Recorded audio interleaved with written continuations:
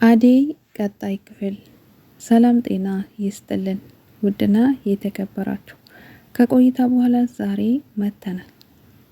አደይ ምን ላይ ደርሳለች? ብርሃን በጣም ከፍቷታል። ብርሃን አደይ ዴቭን ማግባት መሆኑን ስታቅ ግራ ግብት ብሏታል። አደይ በጣም ቆይታለች ዴቭን ለማግባት ወይንም ዴቭ ሸማግሌ ለመላክ ዝግጁ ከሆነ ቆይቷል። ነገር ግን ዴቭ ወደ ገጠር ሄዶ እንደሆነ ይታወቃል። ታዲያ ዴቭ ለአደይ እናት ሳይነግራቸው ነው የተመለሰ በፍራቻ። ለአባትየው ግን ዳይመንድ ሁሉንም ነገር ነግሯቸዋል። የአደይ አባትም ተስማምተዋል።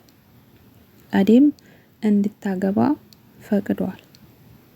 ታዲያ የአደይ እናት እንድትፈቅድና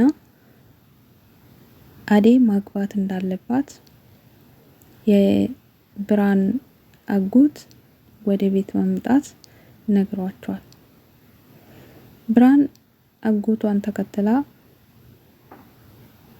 ምንድነው አስረዳኝ፣ መስማት ፈልጋለሁ ብላ ጠየቀችው። አጎትየውም አደይ ዴቭን ማግባት እንዳሰበችና አባቷ እንደፈቀዱ ነገራት። ብርሃን በጣም ደነገጠች። ይሄ እንዴት ይሆናል? ሊሆን አይችልም አለች። ምክንያቱም ብርሃን አደይን ቅርታ ዴቭን ወደዋለች ይመስለኛል። የአደይ እናት ራሱ በጣም ግራ ገብቷቸው እንዴት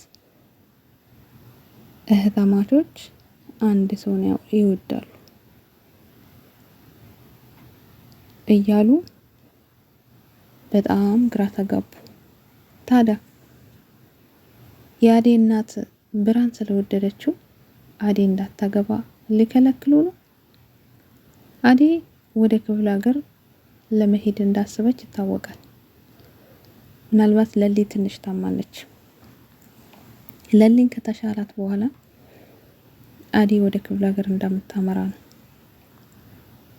ዴቭ በራሱ በኩል በራሱ መንገድ ጨርሷል። ሁሉን ነገር ለቤተሰቦቹም አሳውቋል።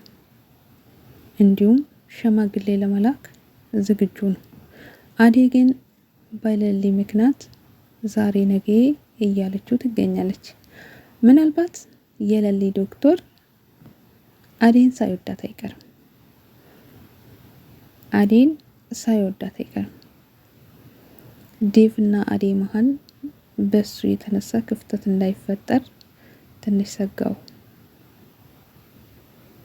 ይሄን የመሰለ ፍቅር፣ ይሄን የመሰለ እንክብካቤ አደይ በሱ ምክንያት እንዳታጣ ፈራው። ዴቭ እንዳያቸው ዶክተሩ ያውቃል። ቤዛ ምን ፈልጋ ይሆን? ቤዛ ዶክተር ነኝ ተምራለሁ በማለት ምናልባት ወረቀትም አሰርታ ሊሆን ይችላል።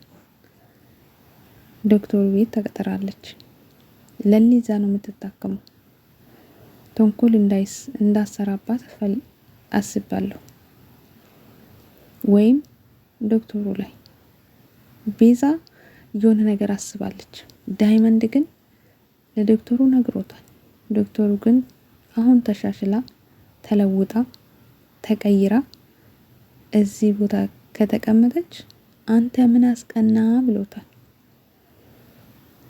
ዳይመንድም እኔ አያገባኝም፣ ነገር ግን ነግሬሃለሁ ለተንኮል እንጂ ለስራ ተገንታ አታውቅም። ስለዚህ ለሌላ ምቀኝነት ብዬ ሳይሆን ቤዛ ስራዋ ተንኮል ስለሆነ ነው ብሎታል። ዶክተሩም አልተቀበለውም። ጉድ እንዳሰራ ፈርቸዋለሁ። ወደ አቤም ተጠግተዋሉ። አቤም ከውጭ የመጣ ስለሆነ ምናልባት ወንድምየውን ወደሱ ልካለች። በሱ የተነሳ ሄሉና አቤ ትንሽ ተኮራርፈዋሉ። ቤዛ ጉድ እንዳሰራቸው በሌላ ቦታ እንደለመደችው እነሱንም ጉድ እንዳሰራቸው አስባለሁ።